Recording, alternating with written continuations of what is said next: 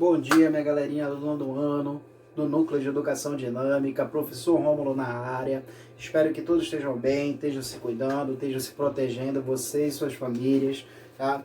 A aula de hoje, galerinha, a gente vai começar o volume 2 do livro didático de vocês. Eu espero que vocês tenham, tá? Esse volume 2, tá? Então a gente vai pegar o livro didático de vocês. Aqueles que estão sem livro, galera, por favor, peguem o caderno, tá? Peguem um caderno de vocês, caneta, lápis e bora anotar. Aqueles que têm o livro, por favor, peguem o livro. Bora começar a acompanhar a videoaula, assistam até o final. Comentem lá, deixem o seu nome e sobrenome na aula, tá ok? E qualquer dúvida, vai lá no comentário ou então vai no nosso grupo. Tá beleza, pessoal? Então já sabe, livro didático, capítulo 4, Europa, Espaço Econômico. Professor Rômulo, galera, vamos lá para mais uma aula. A gente começa aqui a nossa aula falando da Europa, espaço econômico, galera. A gente vai ver algumas coisas aí que a gente já viu em outras aulas, tá? E que a gente vai fazer um pouquinho de referências aqui assim desse lado. O que a gente acontece? A Europa foi o berço da Revolução Industrial, isso não é novidade para ninguém, a gente já vem estudando a Europa já há um bom tempo aí, tá? Com o tio Rômulo vocês vêm estudando essa Europa, tá? Então, alterou profundamente o modo da produção econômica mundial, como estudamos no volume anterior, tá? No volume 1. O continente europeu, apesar de pequena extensão territorial, é bastante heterogêneo. O que é esse heterogêneo? Tá? Ele é bastante diversificado, diferente de uma região para outra, completando muitos espaços econômicos distintos em variados graus de desenvolvimento. Lembra que no volume 1 a gente trabalhou as divisões da Europa. Tá? Europa meridional, Europa central, oriental, ocidental e outras Europas, tá ok? Berço da civilização industrial. O processo de industrialização ocorreu primeiramente na Europa, mais especificamente no Reino Unido, em razão de uma série de importantes inovações técnicas de aperfeiçoamento do sistema manufaturado, para a gente aí, da manufatura, entre os séculos 15 e 16. É a nossa primeira revolução industrial surgindo aí. Essas inovações também possibilitaram uma grande melhoria na produção agrícola, reduzindo a necessidade de um grande contingente de trabalhadores rurais. Assim, o capital acumulado pelos donos das terras e o excedente de mão de obra também foram fatores determinantes para impulsionar a Revolução Industrial no século XVIII, alterando profundamente o espaço econômico europeu. Então, olha a primeira Revolução Industrial surgindo dentro da Europa. O início das transformações, para a gente, técnicas e as máquinas ainda dependiam da proporção manual, animal ou hidráulica. Foi especialmente o motor a vapor, aperfeiçoado pelo inglês James Watt em 765, que permitiu gerar força suficiente para movimentar fábricas, teares, navios, locomotivas, entre outros. Tá? Utilizando, claro, o carvão, né, da época, o vegetal. Tá? Então a gente tinha ali o carvão vegetal, depois o carvão mineral, vai surgindo como força propulsor dessas locomotivas da época. Os navios, as locomotivas, os teares, as fábricas, utilizando, né, algum tipo de força produtiva em termos de energia, galerinha. Continuando. Bem aqui eu coloco a demanda de combustíveis para acionar as inovadoras máquinas movidas a vapor, aumentou a procura por outras fontes de energias, como o carvão mineral, logo em seguida, pois a Europa já encontrava bastante desmatada nessa época. Isso gerou marcantes alterações no espaço geográfico do continente, já que as fábricas passaram a se estabelecer perto das jazidas de carvão. Então elas ficavam mais próximas, né, para poder ter o produto mais rápido, vamos dizer assim. Mão de obra era bastante também, porque a gente teve o êxodo rural, o excedente que veio do campo migrou para a cidade em busca de emprego. Passou a se concentrar nessas áreas, promovendo o crescimento das cidades. As melhorias na infraestrutura de transporte para o escoamento da produção também estimularam o desenvolvimento das regiões em torno. Aqui eu tenho uma cidade inglesa de Newcastle, para a gente, retratada numa imagem de 1877, um bom exemplo das transformações espaciais. Tá? Aqui eu coloco a Europa Ocidental, uma economia desenvolvida. Lembrando que a gente viu isso também no volume 1 do nosso livro didático, quando a gente falou da Europa Ocidental, galerinha. Atualmente a Europa Ocidental é uma região que concentra países com algumas das economias mais avançadas do mundo que ele diz ali pra gente aí. Tá? Destaque para a Alemanha, que ela coloca aí, Reino Unido, França. A localização geográfica do continente favoreceu o contato com os mercados distantes, meio do Oceano Atlântico, do Canal da Mancha e do Mar do Norte. A rede hidrográfica também europeia é muito importante, desempenhou um papel muito do espaço econômico europeu, pois possibilitou o escoamento de mercadorias. Notadamente, que a gente viu lá no volume 1, o Porto de Roterdã, os Países Baixos, em sua maioria são rios típicos de planície, por isso favoreceu os transportes para a obtenção da energia hidrelétrica. Tá? Então lembra que os rios eles estão de extrema importância para o desenvolvimento europeu. Continuando, pessoal. Os principais setores industriais do Reino Unido estão ligados à petroquímica, em diversos segmentos. O setor mecânico também é bastante desenvolvido, com destaque para as indústrias automobilísticas de aviões, que ele chama, e aerobarcos. Tá? Com o petróleo extraído do Mar do Norte, no nordeste da Irlanda, além das tradicionais áreas de extração de carvão, os países garantem suas reservas de energia. O aproveitamento dos derivados de petróleo também revitalizou o sistema industrial britânico. Tá? Aqui a gente tem na Escócia, são dois principais centros de empregos de alta tecnologia, Associação de Técnicas de Empresas dos Estados Unidos. Atualmente, apesar da distribuição estimativa industrial do PIB, aproximadamente 20%, o setor de serviços fornece a maior parte da riqueza. Londres é um grande centro de operações financeiras internacionais, tem como bancos estrangeiros de qualquer outra cidade do mundo. Tá? Londres aí pra gente.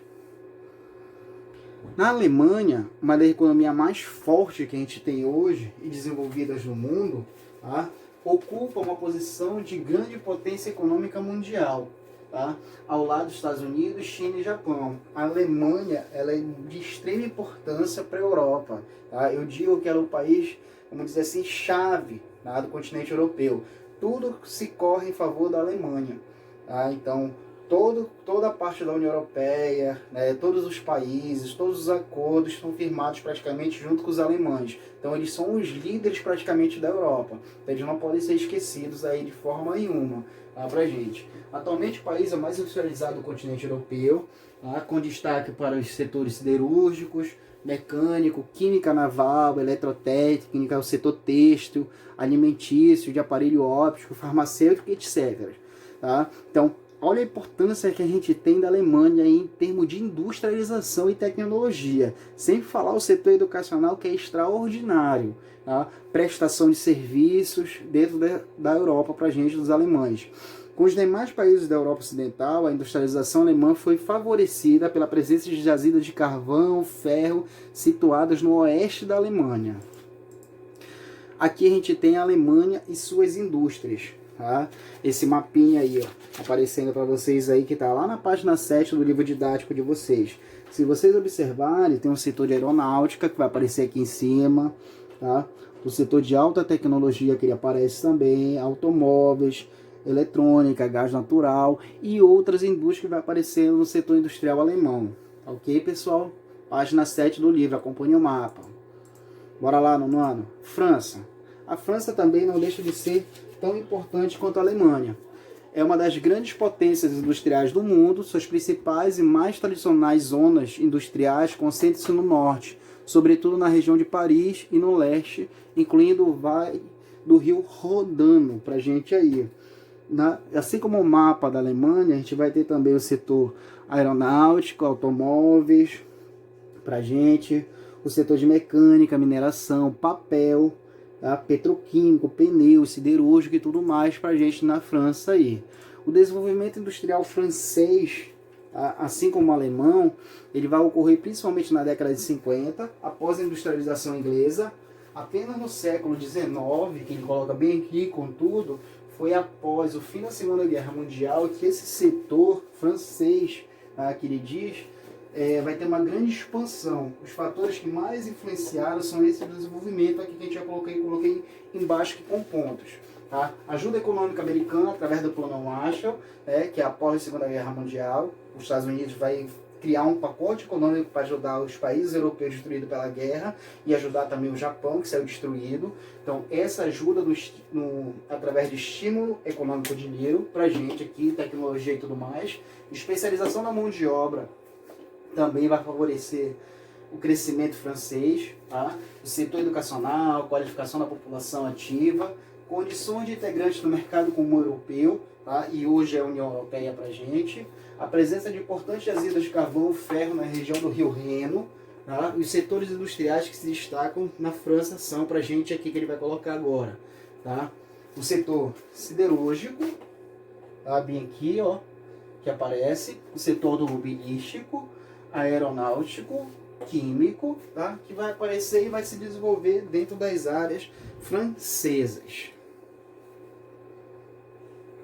Aqui ele coloca outros países que fazem parte dessa Europa pra gente aí, tá? A Áustria, Suíça, Irlanda, Leicester pra gente aqui. A Áustria possui uma economia bem desenvolvida, tá? Que ele coloca aqui, tá?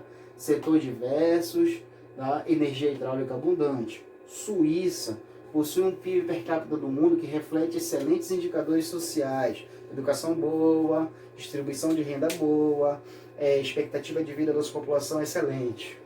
A Irlanda, uma economia enxuta, mais moderna e bastante dependente do comércio exterior. Ele coloca leste, um país pequeno com poucos recursos naturais, mas possui uma indústria moderna.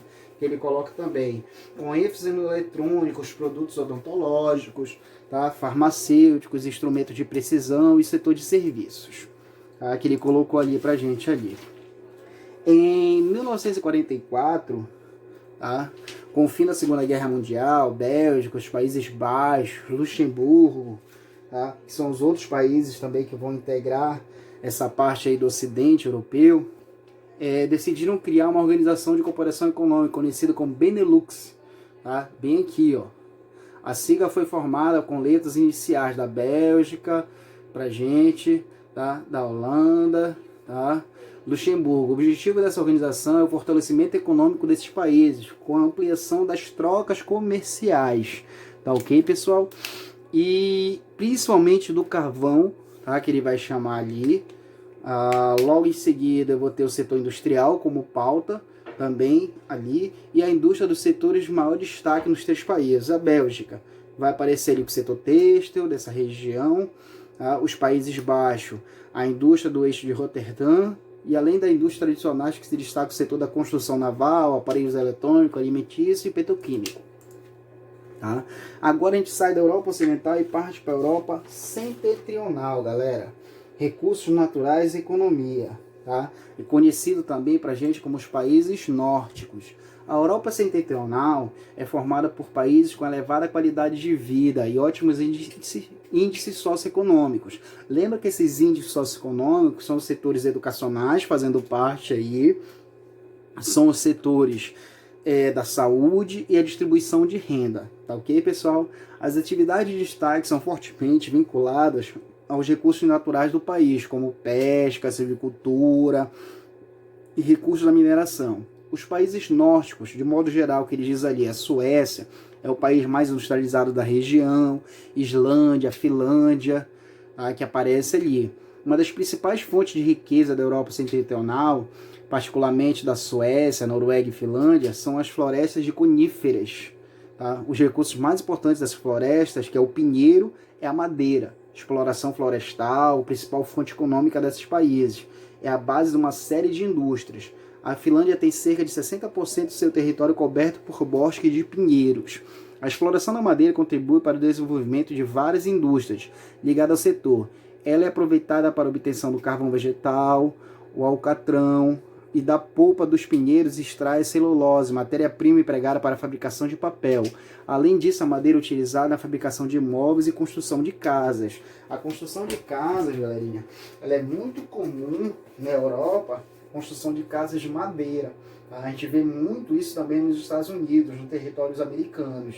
Então eles utilizam muito essa parte da madeira aqui, que é uma madeira nobre dessa região, e que se faz essas construções, tá ok? Desde móveis à construção de casas.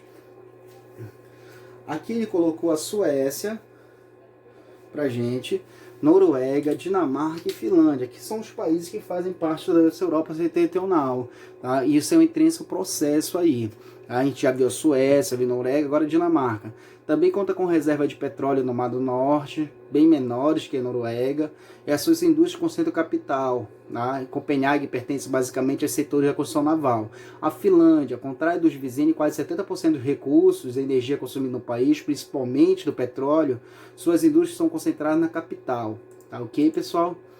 Indo para cá, passando mais um pouquinho. Países bálticos, tá? Fazendo parte dessa Europa setentrional também aí, pessoal.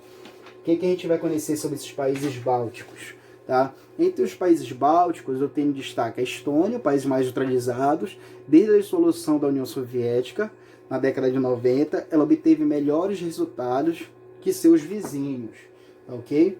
Na transição para o livre mercado, o país tem reserva de xitos, né, betunioso, o que possibilitou o desenvolvimento de algumas indústrias de base, como a química, além disso, favorecimento pelas relações da Finlândia e Noruega. A Estônia ainda mantém uma parceria de repúblicas da antiga União Soviética, principalmente na Rússia e Ucrânia, que ele chama ali. A Letônia, a indústria tem grande importância na economia geral, com destaque para a fabricação de vagões destinados ao transporte de passageiro e para a produção de bens de consumo, com rádios, refrigeradores, assim como produtos químicos e farmacêuticos que caem um destaque ali pra gente, ali no caso da Letônia. Pulando, galerinha, prestando atenção. Agora a gente parte aqui para uma Europa meridional. Tá? Quando a gente chega na Europa meridional, ela é bastante heterogênea, ele destaca aqui, com diferenças regionais de desenvolvimento. Então, vou ter países mais desenvolvidos do que outros. Norte da Itália e da Espanha, por exemplo, se destacam como grandes centros industriais, financeiros da região.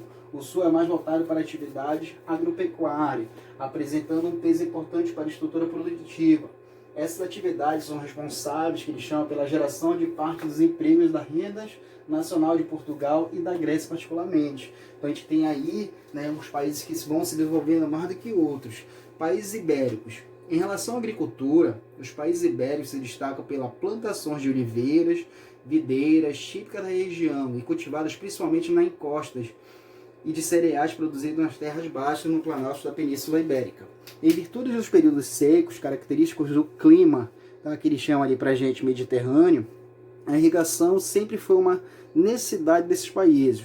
O uso racional da água, uma das medidas adotadas pelos habitantes. Atualmente, o emprego e tecnologia, né, nessas áreas permite as fronteiras agrícolas sejam mais ampliadas, cultivo de cereais, frutas, hortaliças, a pecuária desenvolvidas de forma mais extensiva e intensiva nas fazendas de alta produtividade do país. Tá? Pulando aí, a Espanha, tá, que faz parte dessa Europa meridional, apresenta algumas deficiências no setor agropecuário, parte por causa da necessidade de irrigação, tá? Mas emprega grande tecnologia, pessoal, tá? Não vamos esquecer disso não, por favor.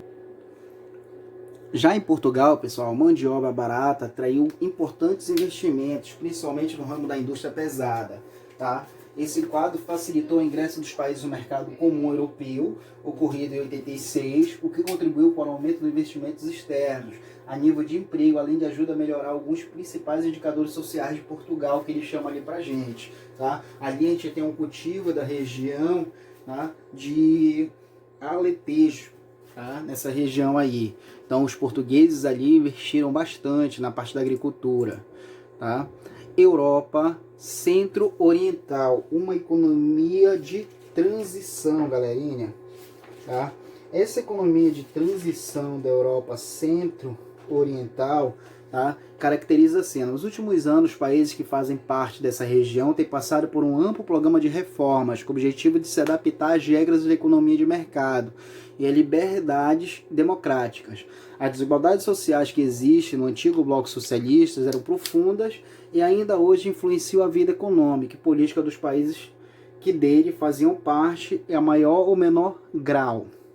As dificuldades ligadas à transição são inúmeras, de falta de recursos para investir nos setores mais carentes e ausência de mão de obra capacitada para enfrentar a concorrência no mercado globalizado. Para facilitar os estudos dessa região, será subdividida em três partes: a Europa Oriental, tá, que a gente chama, a Europa Centro, Central, e a gente vai colocar aqui como as penínsulas balcânicas, tá? Que seriam a República da Iugoslávia ali nesse período. Lembra, pessoal, que a gente tem lá no período da Guerra Fria a divisão da Alemanha. A gente divide a Alemanha ao meio e coloca a divisão das duas Europas, uma Europa ocidental e uma Europa oriental. A gente sabe que a Europa, né, que estava domínio capitalista, ela se desenvolveu muito mais do que o domínio socialista. Então tem uma diferença aí no setor europeu bastante significativo, tá ok? Prestando atenção aí, galerinha. Países da Europa Oriental, a gente coloca ali, tá, a Rússia, tá, pra gente. A maior parte da Rússia está situada na Ásia, centro econômico e político, e maior concentração populacional localiza na Europa, na porção europeia do país. Na antiga soviética, a industrialização impulsionada desde a década de 30 assumiu um ritmo bastante acelerado após a Guerra Mundial, Segunda Guerra. O modelo industrial foi pautado no desenvolvimento dos setores de base, da mesma forma, tá, que ele coloca ali pra gente, que no mundo capitalista. Ele fundamentou-se em alguns fatores: grande disponibilidade, variedade de recursos minerais, como petróleo, minério, carvão, realização de grandes obras, como estradas de ferro, canais fluviais para navegação, interior, equipagens de portos. O objetivo é interligar o mercado interno russo. Entre obras executadas, destaca também a construção das usinas termoelétricas, a base do petróleo, carvão e gás natural, hidrelétricas, força hidráulica e numerosos rios do país, que favoreceu também o crescimento dessa parte da Rússia aí dentro da Europa. No setor nuclear, a Rússia dispõe de importantes reservas de minerais radioativos, como urânio, tório. Após o desastre de Chernobyl em 86, localizado na Ucrânia, mas na época pertencia à União Soviética, o país não expandiu seu programa nuclear. As organizações ambientalistas e as populações têm se manifestado contra a instalação de novas usinas nucleares, mesmo construída na Sibéria. Então, depois da explosão na área de Chernobyl, né, se parou o investimento, vamos dizer assim, teve uma diminuição no investimento de usinas nucleares dentro da Europa. Na verdade, hoje, no período atual que a gente vive, existe a desativação desse tipo de energia dentro da Europa. Cada ano que passa, a Europa vai diminuindo esse tipo de consumo de energia nuclear, tá? Porque eles sabem que é bastante nocivo caso tenha uma grande explosão. O que a gente sabe é períodos mais recentes que a gente teve lá na Ásia, no Japão, né, o caso de Fukushima. Tá ok, pessoal? Passando aí pra gente, aí, dando continuidade à nossa aula. Nono ano, prestando atenção, tá? Aqui eu coloquei a Rússia, os principais polos industriais energéticos da Rússia. Tem na página 23 do livro didático de vocês. Se vocês olharem, o livro didático de vocês está lá, setor metalúrgico, na legenda, petroquímico, siderúrgico, mineração, mecânica, aeroespacial, automóveis, textos, né? Ali eu tenho energia gás natural, central elétrica, central nuclear, central termoelétrica. Tudo isso no setor russo. Tá ok, pessoal? Ucrânia. Tá? Então a gente vai passar ali para outros países que fazem parte também dessa parte da Europa, né, centro-oriental. Ucrânia desenvolveu esse parque industrial considerável, favorecido alguns importantes recursos minerais, que seriam o carvão, ferro e petróleo, nessa região. Tá? Belarus limitava a Ucrânia, parte ocidental da Rússia, passou a movimentar lento em direção econômica do mercado, uma pequena parcela de empresas privatizadas. Moldávia, tá? Pra gente ali, tá? A Moldávia é uma pequena república com tradições e costumes que tornam mais parecidas com a Romênia, sua vizinha, a oeste do que com a Ucrânia, com o qual faz fronteira. A leste, país mais agrícola que industrial. Azerbaijão e Armênia são dois pequenos países localizados na região montanhosa do Cáucaso, ambos com economia agroindustrial. E a Geórgia vem enfrentando pretensões separatistas internas, o que causa alguns conflitos geopolíticos dentro do país. Tá ok, pessoal? Pulando pra gente aqui, tá? Países da Europa Central. Atualmente eu tenho a República Tcheca fazendo parte ali, é a segunda potência industrial, e a primeira é a Rússia, da Europa Central. Nela, experiência da economia de mercado apresentou os melhores resultados de todo o antigo bloco socialista, incluindo a Rússia. Tá ok? País da Península Balcânica, pessoal. As relações comerciais estreitas com a Grécia deixaram a Albânia muito suscetível a crises que assolou aquele país em 2008 na Europa. A Albânia é o país com maior contingente da população economicamente ativa, empregada na agricultura, mas essa atividade apresenta menos de quarto do PIB, pois se restringe basicamente ao cultivo de subsistência, né, aquela agricultura mais rudimentar. A indústria tem uma menor relevância para a economia se comparada às demais países da região, compondo 24% do PIB. Os países que formam a antiga Iugoslávia passaram por muitos conflitos antes de sua dissolução no início da década de 90. A guerra dificultou investimentos estrangeiros, destruiu parte da infraestrutura desses países, prejudicando sua economia. Ainda hoje, parte deles não se reergueu economicamente, apresentando índices elevados de desemprego, menor renda per capita e mau nível de população economicamente ativa, trabalhando em setores primários em relação ao restante da Europa, pessoal. A economia da Bósnia, da Herzegovina aqui pra gente, está entre os menores competitivos da região. O governo ainda não conseguiu implementar as reformas políticas nesses países necessárias para a transição da economia socialista, né, o que dificulta, né, o entrar na economia capitalista. O que descoraja investimentos estrangeiros, não tem investimento. A agropecuária tem importância significativa no país, em torno de 40% do território, 18% da mão de obra que estão ocupadas na atividade desse setor. Após a dissolução da Iugoslávia, a economia da Croácia passou a se recompor a partir dos anos 2000, que ele chama ali, impulsionada, tá, pelo turismo, que é um dos principais pilares da econômicos do país, entre as antigas repúblicas da Iugoslávia. Um dos países onde o setor primário possui, tá, que ele chama ali pra gente, menor relevância. Tá ok, pessoal? Aqui, pessoal, chegou a vez de vocês agora, que o tio Rômulo sempre diz. O que é chegar a vez de vocês, galerinha? A vez de vocês agora de pegar o livro de vocês no módulo 2, que a gente acabou de ver, o volume 2 do livro didático, o capítulo 4, e partir para a atividade. Fez a atividade, bate o print, bate a foto, envia para o celular do tio Rômulo, que ele dá uma corrigida, até porque a gente está distante numa videoaula, tá ok? Não esquece, galerinha, de dar um comentário no vídeo, coloca o teu nome e sobrenome no comentário do vídeo do tio Rômulo, tá? Deixa qualquer dúvida lá pra gente sobre esse conteúdo, né, sobre esse capítulo 4, tá? Sobre a economia da Europa.